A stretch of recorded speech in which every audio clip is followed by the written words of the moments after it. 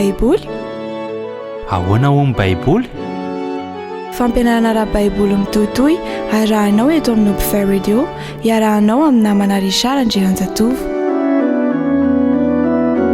Ahoana ho ny baiboly? Ahoana ho ny baiboly?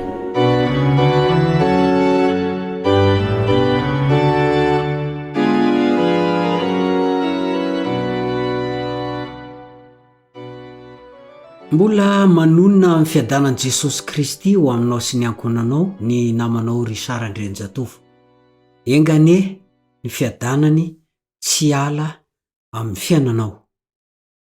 Fotoana tokony andiniantsika ny soratra masina izao, satria betsaka ireo fampianarana toa marina dia mila ianontsika tsara ny tena voalaza amin'ny baiboly. Efa nijerentsika teo ny amin'ny hoe fanahy masina.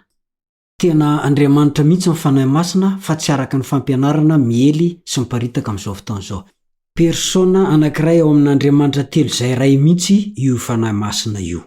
Ary manana ny sitrapony izy, ary anisan'ny sitrapony ny mizara ny fanomezam-pahasoavana ho an'ny olona tsirairay araka izay safidiny, tsy terena.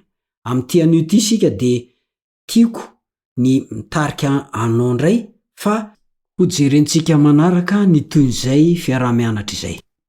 Mialohan'izay aloha dia tsara hatrany isika raha hivavaka.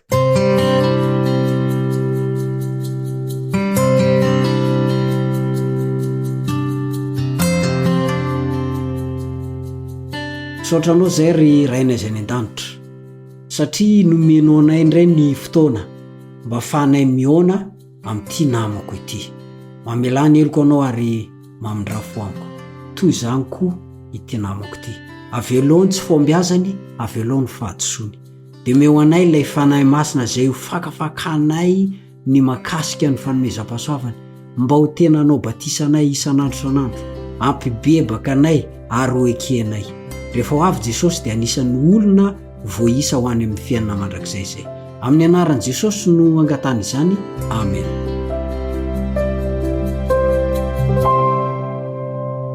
Makasika an'io fanomezam-pahasoavan'ny fanahy masina io dia mampalahelo fa misy ny mandray ny fanomezam-pahasoavan'ny fanasitranana ho ambony noho ny fanomezam-pahasoavana hafa. Ny sasany indray dia mihevitra fa azo atao hatrany ny manasitrana amin'ny trangan-javatra rehetra. Tsy marina ihany koa anefa izany. Mety hisy ny fagagana eo amin'ny fanasitranana, nefa tsy araka ny sitrapon'Andriamanitra mandrakariva akory ny fiverenan'ny olona iray ho amin'ny fahasalamana, satria malala izay mahasoa antsika izy. Inona moa ny soa azon'ny olona anankiray raha ho azo ny fahasalamana kanefa hiverina anao ny ataony tsy araka ny tokony sitrapon'Andriamanitra izy. Haintsika tsara ny tantaran'i Jesosy fa nanasitrana tokoa izy raha tetỳ ambony tany. Saingy tsy izay rehetra narary akory, na dia misy aza ny filazana ao amin'ny Matthieu 4:4, ny 9:4, Matthieu 4:4, ny 9:4, Matthieu 4:12, ny 9:5, Matthieu 4:12, ny 9:5, izay milaza fa nanasitrana ny marary rehetra izy, dia tsy ny marary rehetra akory no nisitran'i Jesosy. Fa azo antoka fa mbola nisy narary tany ho any. Nanam-pahefana hanangana maty Jesosy Kristy, nefa magaga fa intelo ihany izy no voalaza nanao an'izany fananganana maty izany. Voalaza ny Luka 7, ny 12 ka hatramin'ny 15 izany, ary ny Luka 8, ny 13 ka hatramin'ny 15.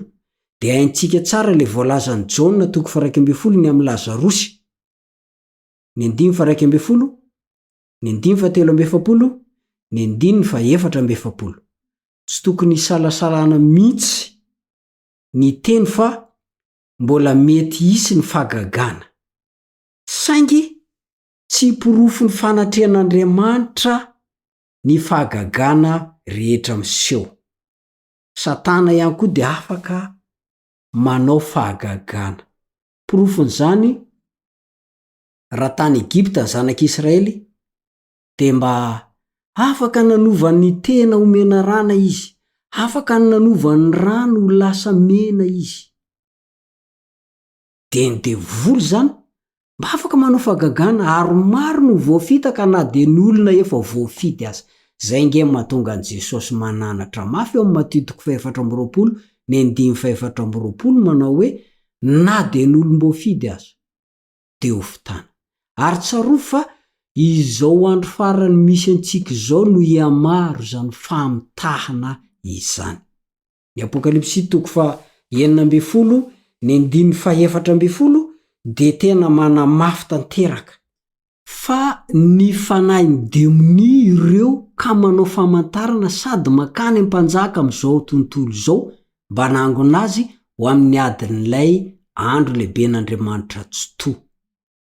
Tady ty tsara fa mifanahy ny demoni ihany koa de afaka manao fahagagana loza amina tambo mivokatra izany na izany aza nefa de tsy tokony ho lavontsika ny zava-panahy saingy mila mizato oetra ny fanahy sika sao tsy ny fanahy masina ny mampanao an'ireny fahagagana sy fanasitranana hitantsika ireny. Zay manko voalazan'ny Jaona 2:4 ny 9:20 Jaona 2:4 ny 9:20 ry malala aza mino ny fanahy rehetra fa izaho toetra ny fanahy na avy amin'Andriamanitra ireny na tsy satria maro ny mpaminany sandoka efa lasa any am'izao tontolo zao. Hitanao am'izany mampitandrina ny baiboly tsy minomino fahatany avy hatrany de mino porofoy amin'ny alalan'ny tenin'Andriamanitra aloha ny zavatra ampianariny lazainy iainany. Maro karazana fa tsy anankiray monja ny fanomezam-pahasoava amin'ny fanahy masina zay tany sain'ny baiboly. Maro be izy ireo ko miangavy ianao mba maky ny voalazan'ny Koritianina 1:12 Koritianina 1:12 de ampio ny voalazan'ny Efesianina 4:1 ny 9:12 Efesianina 4:1 ny 9:12 am'ireo fanomezam-pahasoavana rehetrarehetra reo anefa de ny fanomezam-pahasoavany faminaniana no lehibe indrindra. Zay ny voalazan'ny Koritianina 1:12 ny 9:1 sy ny 9:1 ary ny Tesalonianina 1:5 ny 9:20 Tesalonianina 1:5 ny 9:20 na de zany aza de mampitandrina ny baiboly fa isy mpaminany sandoka zany hoe tsy ny fanahy masina no mampiteny azy. Ny ahafantarana ny mpaminan'Andriamanitra de voalohany indrindra tanteraka ny fanambarany ny zavatra iseho na ho ela na ho aingana. Zay ny voalazan'ny Deuteronomia 4:20 ny 1:20 sy ny 1:20.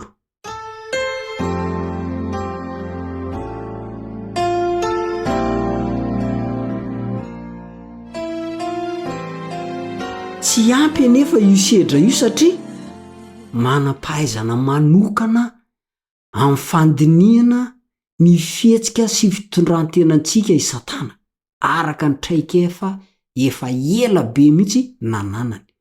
Ko am'izany no afantarany mamina viana zay hitranga amiko sy aminao sy amin'ny firenena anankiray ary am'izao tontolo zao mihitsy ary ampitenin'ny mpanompony izy ka mety ho tanteraka ihany ny tenin'ny mpaminany sandoka. Mampitandrina antsika arak'izany ny Deuteronomia 3:13 ny 9:2-4 tanteraka hoy aho ny fanambarana ny zavatra iseho na ho ela na ho aingana. Zay ny voalohany. Ny faharoa indray manandratra ny Kristy Jesosy ka maneho mandrakariva ny toetra ny Kristy Jesosy sy ny asany ara-tsoratra masina. Zay ny amatarana ny mpaminany tena izy. Azonao vakiana amarinina izany ao amin'ny Jaona 1:1 ny 1:1-7 Jaona 1:1 ny 1:1-7. Ny famantarana manaraka de mitondra fanampampanazavana ny baiboly ny afatra entiny kanefa tsy manohitra ny voalazan'ny soratra masina manontolo. Zao manko ny voalazan'ny Isaia 4:9 ho amin'ny lalàna sy ny teny vaovolombelona ihany. Fa raha olona tsy miteny arak'izany izy dia olona tsy hiposahan'ny fahazavany maraina. Betsaka ny olona mitondra fanazavana, mampianatra soratra masina, saingy manohitra izay voalaza amin'ny Baiboly. Zay ny fahatelo. Faefatra, hamantaranao fa tena mpaminan'Andriamanitra tokoa ilay manoloana anao dia mitondra vokatra soa izy. Mitondra vokatra soa izy. Toy izao no voalazan'ny Matio 7. Matio 7 ny andininy 9 sy ny 20. 9 dia hoe ny voany no afantaranareo azy. Manoto voaloboka amin'ny tsilo va ny olona na aviavy amin'ny songosongo. Dia faharoa manarak'izany ny andininy 20 dia hoe ny voany no afantaranareo azy. Mety iseho tsara toetra n'olona mpitory, fa jereo ary ao maso ny zavatra ataony. Tombony anankiray ananan'ny fiangonan'i Kristy amin'ny andro farany ny fanomezam-pahasoavan'ny faminaniana. Betsaka ireo andininy manamafy ny mazava-dehibe faratampony an'izany amin'ny fotoana meloa ny fiavian'i Kristy Jesosy eo amin'ny rao an-lanitra, ary amaranako azy dia tokony ekentsika an-tsitrapo izay fanomezam-pahasoavana tia ny fanahy masina omena antsika. Tsy tokony hanery azy tsika ka hiantson'ny ray fiangonana hoe andao tsy maintsy hiteny amin'ny fiteny tsy fantatra. Tsia. Ary tokony hitandrina isika raha mamantatra ny fanomezam-pahasoavan'ny hafa. Nefa kosa, aoka tsy ho diso hevitra mihitsy isika ka hevitra fa raha tsy manana ny anankiray amin'ireny zava-panazy voatanisa ireny isika na ireny fanomezam-pahasoavana ireny dia hevitena fa tsy neken'Andriamanitra ho zanak'Andriamanitra ka tsy nandray ny fanahy masina ao amin'ny fiainantsika, satria ny Baiboly dia miteny fa izay manaiky an'Andriamanitra dia omeny ny fanahy masina. Asan'ny Apôstôly 5:12. Izay rehetra mankatao an'Andriamanitra dia mahazo antoka ny fanatrehan'ny fanahy masina eo amin'ny fiainana. Eny, fa na dia izay tsy nandray ny fanomezam-pahasoavana miharihary aza dia manana tombotsoa sarobidy amin'ny fanehoana ny vokatry ny fanahy izy. Araka ny voalazan'ny Galatiana 5:12 sy ny 7. Ary Andriamanitra ny fanantenanany ameno anareo amin'ny fifaliana sy ny fiadanana rehetra amin'ny finoanareo, mba hitombonareo amin'ny fanantenana noho ny herin'ny fanahy masina. Romanina 12:17. Ivavaka isika.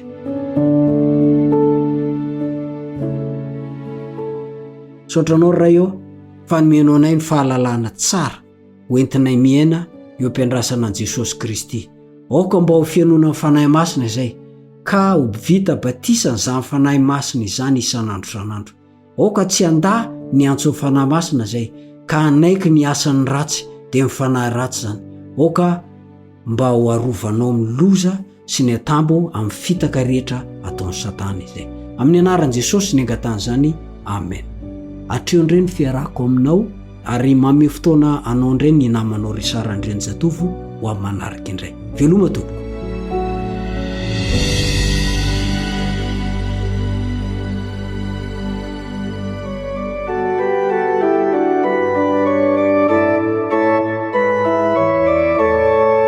Ahoana hono Baiboly?